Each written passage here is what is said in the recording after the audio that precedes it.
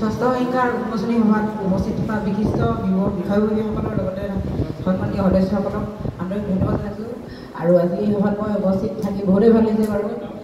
কি নহওক মই ভাবিছোঁ আজি এই শাওণ মাহতে লিখা মানে মই কবিতা এটা লিখিছিলোঁ আপোনালোকৰ আগত পাঠ কৰিবলৈ তেনেকৈ নাজানো বাৰু। তাৰপিছত বেছি সময় নলওঁ, মই কবিতাটো পাঠ কৰাৰ পিছত এনে সৰুকৈ গীত গাই দিম, ঠিক আছে। কবিতাৰ শিৰোনাম শাওণ।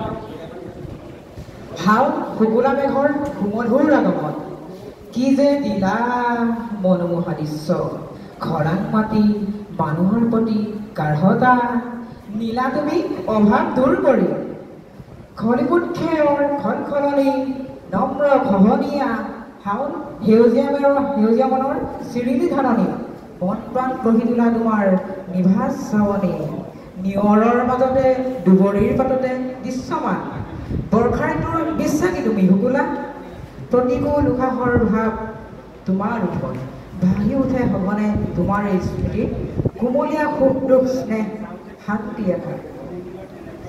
আৰু অকণমান